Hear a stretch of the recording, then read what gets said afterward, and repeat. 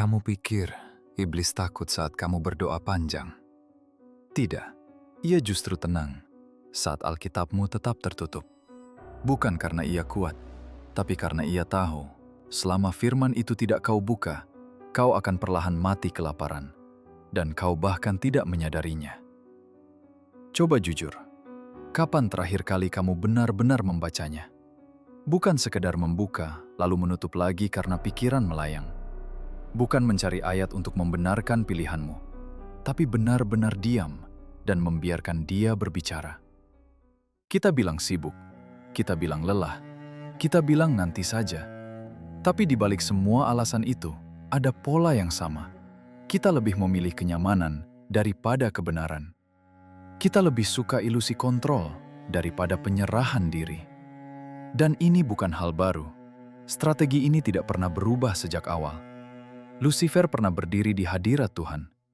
Ia tahu persis apa yang ada di dalam buku itu. Bukan sekedar aturan, bukan sekedar sejarah. Itu adalah napas pencipta.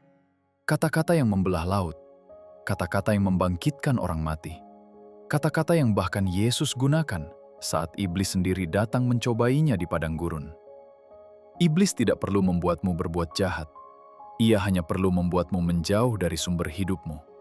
Karena tanpa firman, imanmu bukan lagi akar yang dalam, tapi daun kering yang mudah patah. Hubunganmu retak, kesabaranmu habis, doamu terasa seperti tembok, dan kau berpikir itu normal. Padahal itu adalah gejala jiwa yang perlahan tenggelam, dan yang paling berbahaya, kamu bahkan tidak sadar sedang kehabisan napas. Jadi, hentikan dulu alasan tidak punya waktu. Pertanyaan yang sebenarnya bukan, kapan aku akan membacanya? Tapi, apa yang sedang kau biarkan mengisi jiwamu sebagai gantinya? Scroll tanpa akhir? Kebisingan dunia? Atau keheningan yang membuatmu takut sendirian dengan pikiranmu sendiri?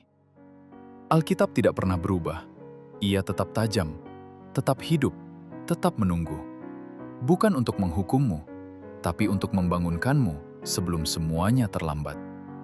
Buka, bukan karena kewajiban. Buka karena kau sadar, kau tidak bisa berjalan sendirian lagi. Biarkan ayat itu mengiris ego yang selama ini kau pelihara.